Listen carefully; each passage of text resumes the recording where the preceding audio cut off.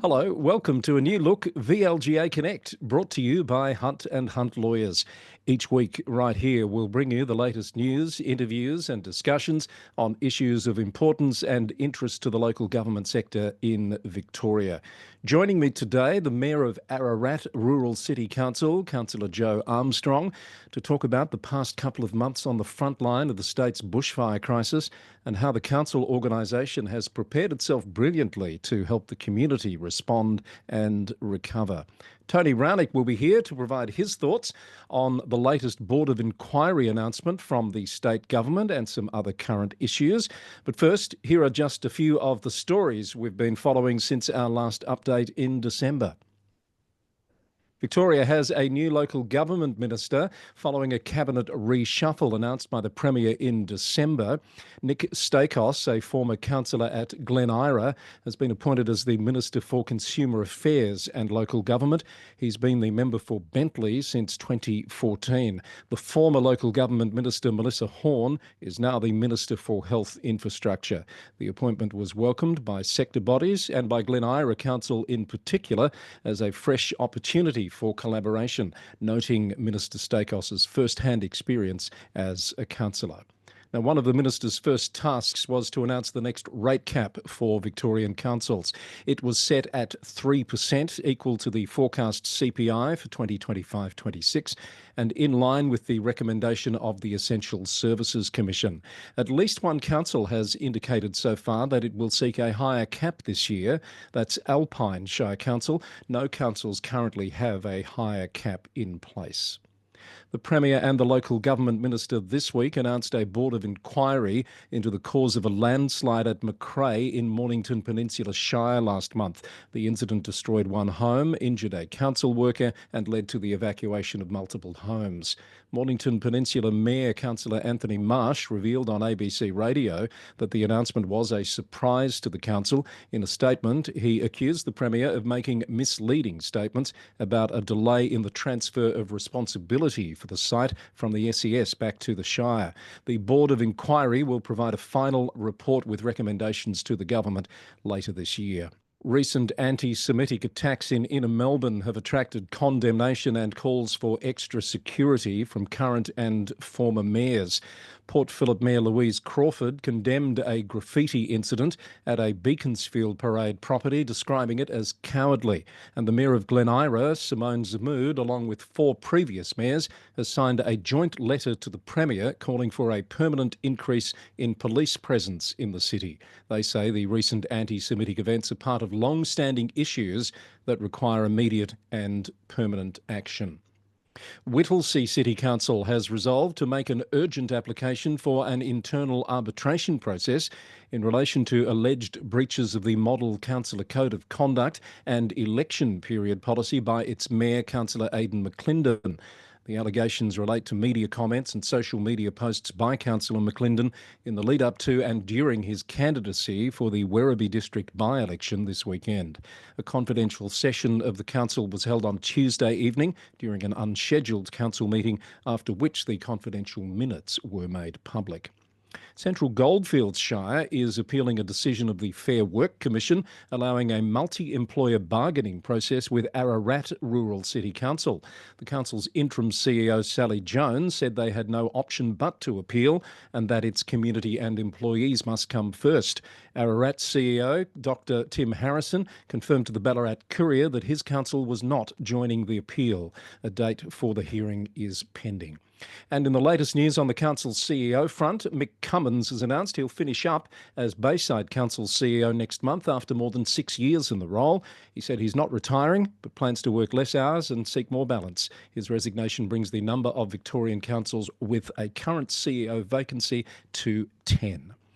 Other stories we're following: a call from former Premier Jeff Kennett for another round of amalgamations of Victorian councils was shot down by the new minister, who said the government is focused on enhancing governance and transparency rather than boundary changes. And Mornington Peninsula Shire's move to open briefing sessions has taken a step forward with the release of a protocol for community comment. Feedback closes on the 3rd of March. That's something I'm sure we'll be talking more about in the coming weeks here on VLGA Connect. That's the latest from VLGA. VLGA Connect News.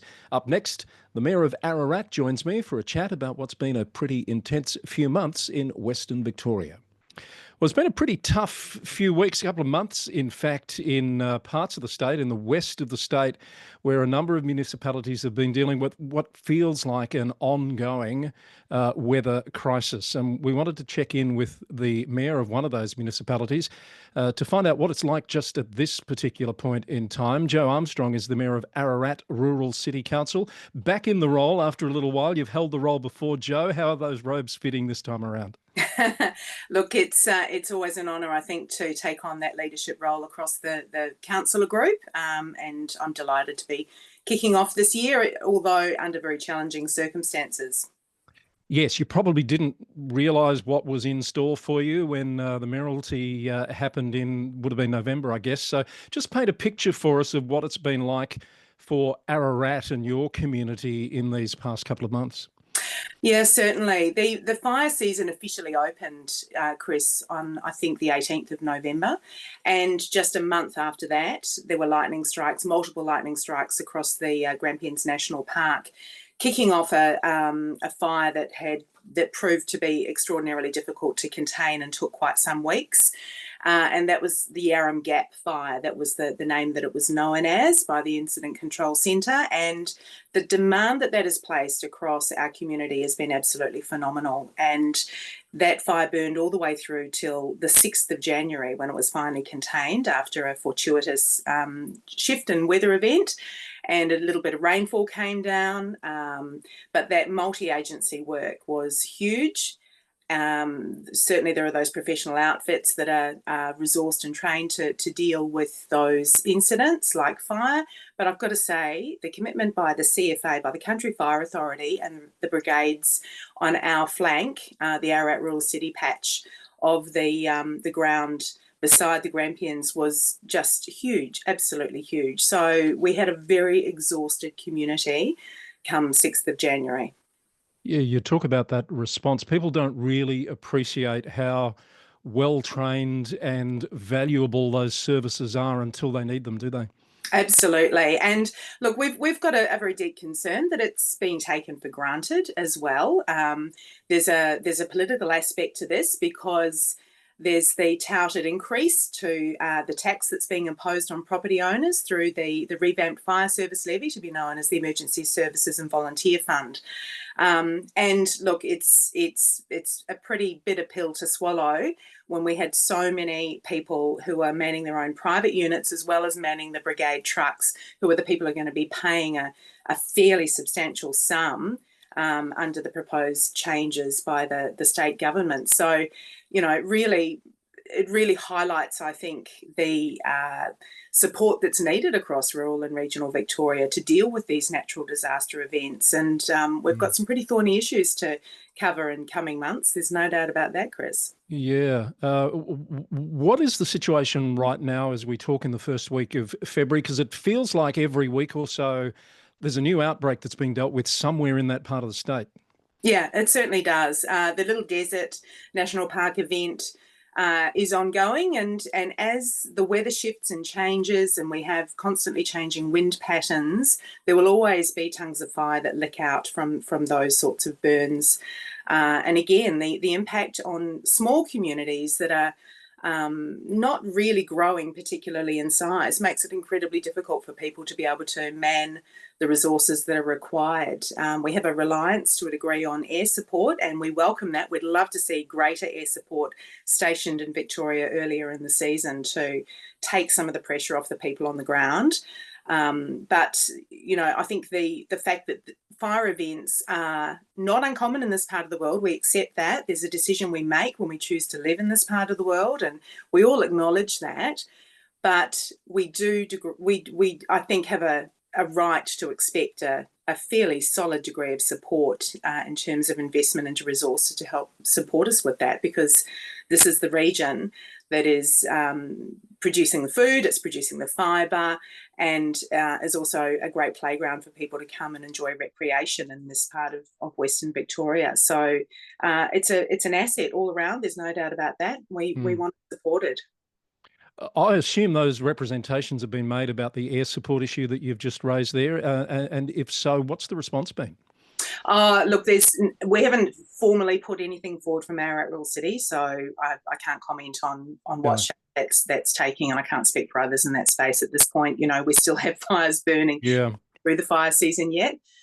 This is something that we need to be mindful of, is that we are only in the first week of February, and we've got a long time to go yet before we can call it clear.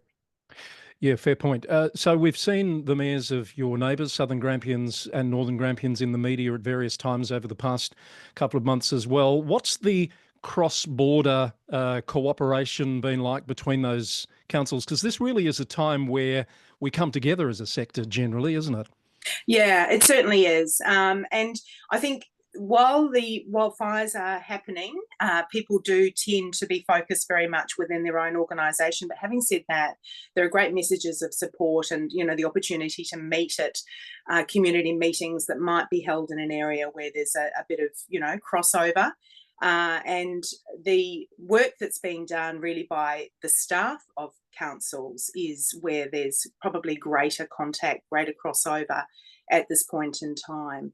I think one of the things I'd really like to highlight is the depth of the capacity that Ararat Rural City has as an organisation to deal with emergencies. For a small rural council, we made a strategic decision to ensure that we had as many staff as possible trained in that area, and that has made a real difference to be less reliant on our neighbouring councils and not draw from the resources of others in times of need. You were telling me a third of your staff are trained in that emergency response and emergency recovery discipline. I would imagine that's a pretty high percentage for any council, let alone a rural council such as yours. Oh, look, I believe it is. I believe it is, Chris. And I honestly, it might be a stretch target for a lot of councils, but I think it's justifiable for councillors to place that expectation over the organisation to be able to defend the community. And there's another side to that. When you've got that depth of training and experience within your own organisation, then the health and the well-being of the staff themselves is enhanced, because they have people beside them who understand the experiences that they've just gone through or they are facing. They're able to debrief with one another. And so that decision that was made, and there was actually a report that came to the Ararat Rural City Council meeting at the end of November outlining that support. Who would have known that this would be the season that we'd be digging really deep into that resource from within the organisation to be able to support the community. And it makes a huge difference for people who come to an emergency relief centre, such as the one in Ararat that opened as soon as the fires really kicked off and operated 24 hours around the clock for a very long period of time.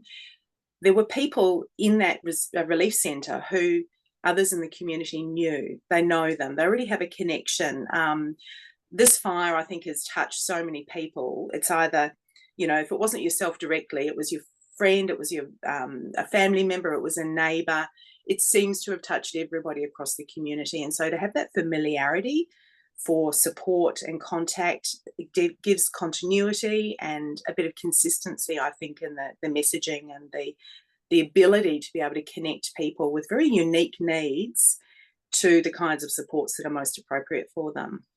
That report you mentioned from last November, I assume it's publicly available, because I was thinking after this all dies down, hopefully there's a respite at some point. A case study might be in order to quantify the benefits to your organisation and then your community as a result of that investment. Yeah, you're spot on, actually, and I'll actually highlight the fact that we've got fewer than 150 FTE in our council across our organisation. But we've got now about 50 people who have completed the Emergency Relief Centre training. We've got about 7 people who are qualified as municipal emergency management officers, another 7 who have trained as municipal recovery managers. We have 4 who are MLOs, emergency management liaison officers, who can cover the incident control centres in our region. And we have a municipal fire prevention officer, as well as 5 assistant municipal fire prevention officers. So that's an indication of that extraordinary depth and that capacity that I've described. That's very impressive. Kudos to your council for having the foresight to do that, and no doubt your CEO, Dr. Tim Harrison, who's led those efforts, because that's not something you do overnight. No, it's not something you do overnight, and certainly we do have a terrific CEO in Dr. Tim Harrison. Another feature, though, of this fire event that I have to highlight is that Tim had taken some very well-earned leave over the Christmas New Year break, and we actually had a rotation of 3 acting CEOs leading the organisation throughout the whole event. And Dr. Tim's back at work on his regular basis now. He did pop in a few times. He's incredibly diligent and wanted to be able to be there to support his staff. He's a great leader.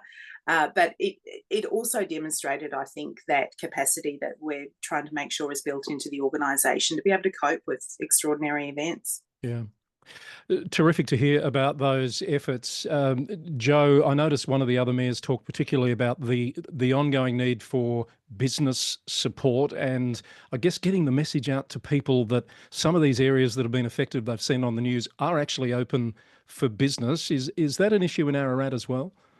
Yeah, certainly. Our Pomona community and businesses around Moyston and Wollora North are impacted, but I'd like to highlight that it's a variety of businesses, Chris. There's an enormous focus on the tourism focused businesses, hospitality and the like, but we really, the fire ground has impacted most severely on agriculture, and the number of hectares that have been burnt, the hundreds of kilometres of fencing that have been burnt are going to take probably 2 years, is probably generous, really, for those primary production businesses to really get back on track. And I think when people talk about the impact on the Grampians, a lot of people instantly, their minds go to having driven up to the Grampians to have a bit of fun and have a lovely weekend and catch up with family and the like. And certainly, I'm not understating the impact that it's having on those hospitality businesses, and we do have a number of them in Ararat Rural City Council as well, but it's more broad-reaching than that. And so we need to ensure that we're making that point clearly understood, I believe, by the state government as well. There was a slight difference, I guess, in the characteristic with this fire in terms of the warning that we had that it was coming. We knew it was going to be huge. We knew that the weather patterns were going to change around Christmas. There was already a catastrophic set of circumstances on the 20th of December, and we knew that was going to come back again on the 26th and 27th. And that gave people who were farming the opportunity to shift tens of thousands of livestock off the property or onto safer ground on their properties. So the effect of that was minimal livestock loss, which is just hugely commendable, really, on the part of those farmers. Interestingly, though, the existing triggers for support from the Department of Agriculture to help support the delivery of fodder to affected farms is determined by the number of stock that have died, which I find paradoxical, because you're feeding the dead ones, so you're trying to keep the live ones alive. Yeah, good point. So we've uncovered elements of support packages that have probably been in place for a very long time that don't actually fit. They're kind of the round peg trying to fit the square hole, and it's not working particularly well. So we continue to advocate for more appropriate support for those businesses so that they can try and get their production back on track with the livestock back on farm. We've got huge issues with water supply as well across the region. You can only imagine how much water was taken by tankers and, needed for the fire, no doubt about that. But that water replacement program is crucial for people to be able to get back on track as well for their stock. And as well as that, we're continuing to advocate for the full project delivery for the East Grampians water pipeline extension, which is being managed by Grampians, Wimmera and Mallee Water. And there's an irony in that when that business case was put forward, an element of that was around the security of water for CFA, for brigades to be able to fight fires across the patch. So there are many, many threads, Chris, and a disaster like this really does highlight how many different elements there are of need and security of resource across the municipality that we need to try to make sure we can ensure and also safeguard into the future. They're all connected. You've very neatly highlighted some issues that I think the average person would not think about, and they're all very important in an ongoing sense. And it occurs to me as you speak about those issues of a primary producer nature that there's a synergy here with your role as the state president of the Victorian Nationals. Yeah, there is. And, I think advocating for the needs of rural and regional Victoria, when you're an elected representative of a rural council like Ararat, it's the parallels are extraordinary, really. Yeah.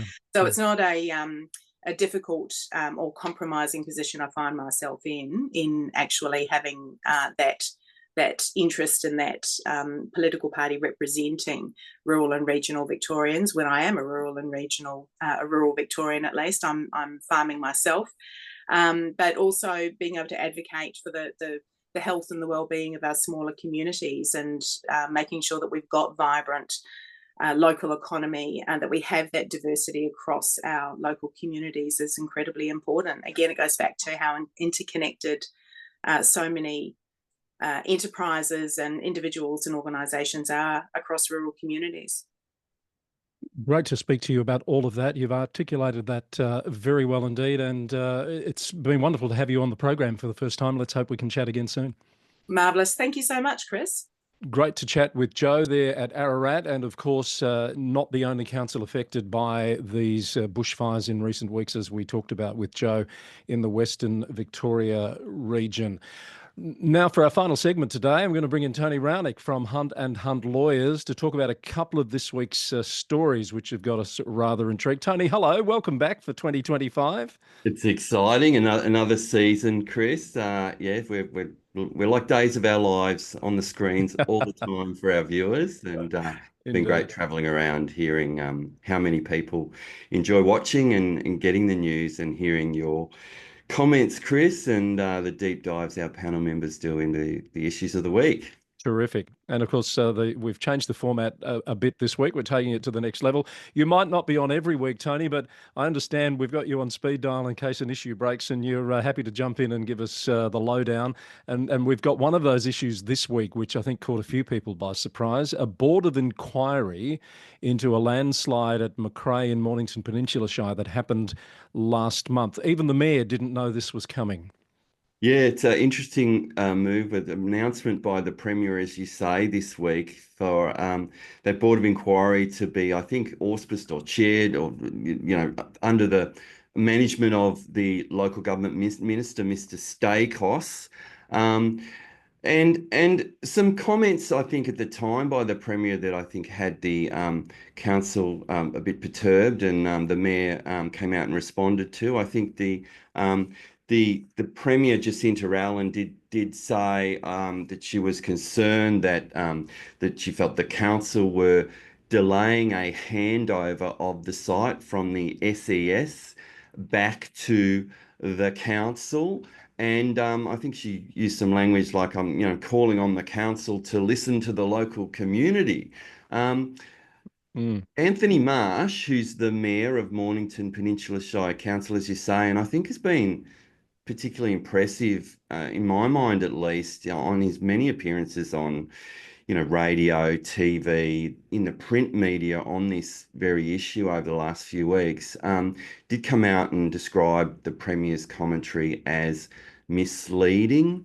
Made the point, I think, that council is very much in regular contact with affected residents and with the SES, in fact, around the terms of this handover, and the timing of the handover of the site will not impact on, the residents themselves, and the inquiry into, what's caused this latest landslip. Yeah, I think that was the key thing, wasn't it, Tony? That there was an impression given or taken that the Premier was suggesting the transfer, which hadn't occurred back from the SES to the council, was in fact blocking the ability of the residents to go home. But Mayor Marsh said that's not the case. It's a separate process. Absolutely, and look, this is a complicated process. There's a lot of speculation about the reasons for the latest landslip. This is, of course, the third landslip in 3 years. There was a landslip in November 2022, which led to council undertaking significant works around the site, and prior to this latest landslip, council were already engaged in, I think, some litigation with at least one of those homeowners in the vicinity about the costs of that remediation. But there are, numerous efforts in place by the council to make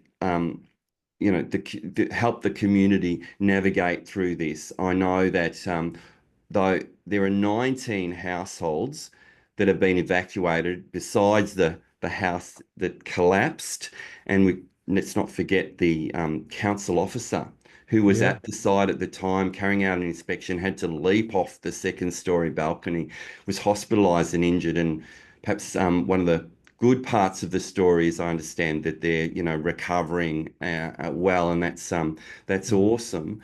But council have been liaising with each of those evacuated parties, given them a special contact person at council. Council have written to over 200 households in the vicinity of the evacuation zone.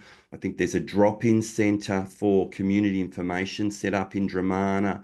There's been 2 community meetings, and council have commenced that process of investigation with, CCTV cameras in stormwater drainage, with, aerial photography, with, the geography of the area being examined. And that's going to be a long process. And perhaps, Chris, the irony here, given the Premier's comments, perhaps being critical of the council, the irony here is that the council wrote to the Minister for Emergency Services, I believe is the title, but the council wrote to the Minister for Emergency Services and Recovery on the 22nd of January, and asked for technical and financial support in the investigation and the making the site safe, and have yet to receive a response from state government, at least to my knowledge, and as reported by the council. So, I think that this incident, which is absolutely unfortunate, which needs adequate investigation, which is clearly underway, and there will be a question as to, which party ought be liable for the losses that have occurred as a result of this disaster. There's speculation that's to do with groundwater. It's too early to say what the cause is and what, responsibility council may or may not have had in that. But I think that the council themselves, the councillors, the Mayor Anthony Marsh, the acting CEO, who's there is the Chief Financial Officer. He is Bulent Oz.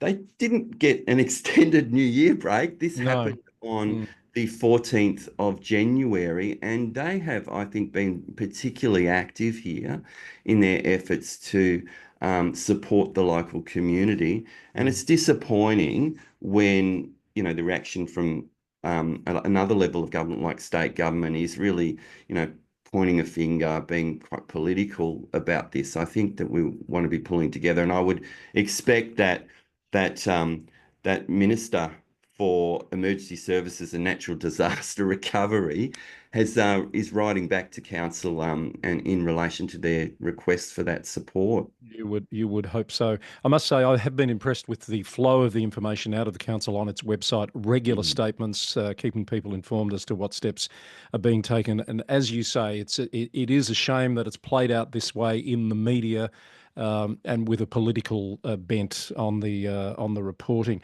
Tony, just a quick one about the process. The Board of Inquiry, is this a process that's set out in the Local Government Act, or does it come from somewhere else, do you know? I actually not certain of that point. Certainly the local government minister has the power to set up boards of inquiry into the operation of councils, but that's a different matter. We've seen something similar, say, in the past at the Moira Shire Council in 2023. But this is a inquiry into, the causes of the collapse, and Yeah. I understand it's an inquiry that's endeavouring to determine if the landslide could have been prevented. So it's much more broad than council's involvement, I think. Yeah. And Um, very technical, one would think it will need to be. Yes, Mm, absolutely. Absolutely. We'd mm, imagine there'd be a lot of technical reports and experts. And as I say, that is why, as we speak, there is, significant investigation underway that the council has arranged, has in place, things that, like I've mentioned, like, that LiDAR, like mm, aerial photography, looking at the stormwater drainage network, surface water testing, monitoring ground movement, those sorts of things. They are very technical and yeah. require the input from experts. Mm. And so this will take quite some weeks, Quite some time, yeah. to play out. Yeah, well, I noticed they haven't put a date on when the report is due other than later in the year. So we'll watch that one with interest. Thank you for your perspective on that, Tony. Before I let you go, a couple of quick ones. There's a consultation process about to close on a review of lobbying regulations in Victoria. A few councils have come out in response to this and say they're welcoming the focus on developer involvement with councils, Casey being one of those, of course, in relation to Operation Sandon. Um, you've had a look, I think, at the review process, and hopefully all councils would be taking an interest, do you think? Yeah, we'd hope so. So this is this consultation paper released in January, called Supporting Transparency and Integrity in Lobbying. It covers more than local government. In fact, so at the moment in Victoria, lobbying is regulated just by this professional lobbyist code of conduct, which doesn't apply to Mm. local government. And the consultation paper that's been released does turn its mind to whether local government should be caught by some further regulation in relation to lobbying. Things like, should we prohibit success fees for lobbyists who perhaps deal with councils and, get paid a success fee if the planning permit's granted or the Yeah. tender is awarded? Should former councillors be prohibited for a certain discrete time period from lobbying their old council in relation to council decisions? I wonder if that's resolving a problem that we don't particularly have. I'm not saying it never happens in Victoria, but I haven't heard of it as a common problem. But one that often comes up is, should there be better records mandated record keeping by councils and councillors in relation to their meetings with interested parties, particularly in, development matters? And I think there's a lot of sympathy for that, but also a sense that in Victoria, at least, councils are typically part-time. They're paid an allowance which reflects that. They often have, other responsibilities, careers, etc.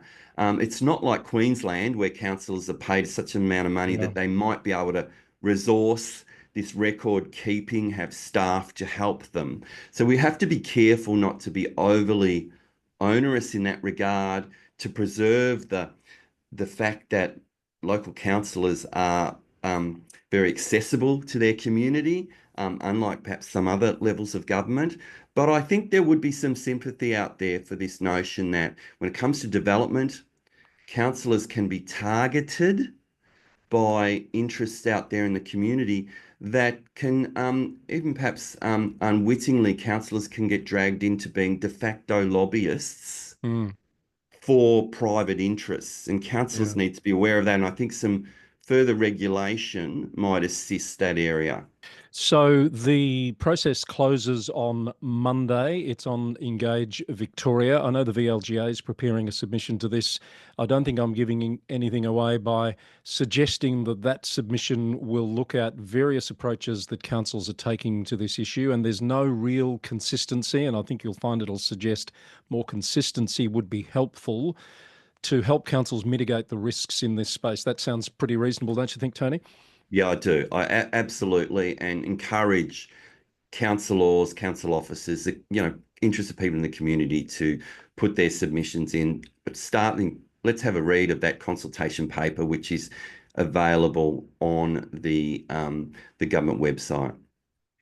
Tony, we need to wrap up this first edition of the year of VLGA Connect, but I just want to ask you, I know you've been spending a bit of time out on the road talking to councils as part of a whole range of processes as they get underway in the new term. Out in the West, where the fires have been, what's your sense of how the councils and communities out there are coping? Well, I think they're doing their very, very best and doing amazing work in those communities. The Little Desert National Park fires, the Grampians fires in Victoria have meant that places like Hindmarsh Shire Council, Northern and Southern Grampians, Ararat Rural As we City heard earlier Council, today. Horsham, around that area, are really have stepped up in an amazing way to support their community. Indeed, they need to. There are individuals that are made homeless. There are businesses that have been destroyed, and the emergency continues. Yes. Chris, with the weather events that we've been seeing in Victoria throughout this week, and forecasts again for next week. So thoughts go out to those councils, and the great work that they're doing and the burden that they're bearing for their communities at the moment, and they're doing a great job.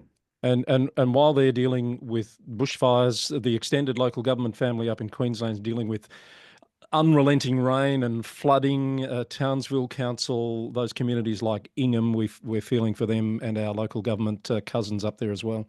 Absolutely.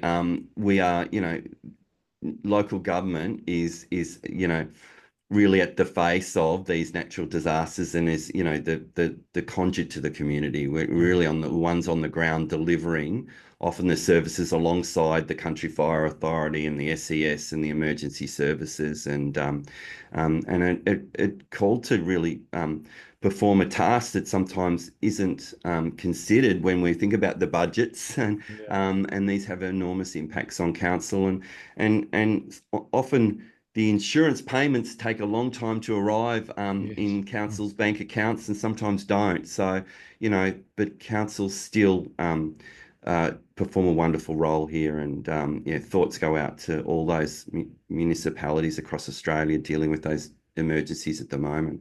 Tony, thank you as always, and thank you to the team at Hunt & Hunt Lawyers for the ongoing support for VLGA Connect. We look forward to having you on as a regular contributor to the program in the weeks and months ahead.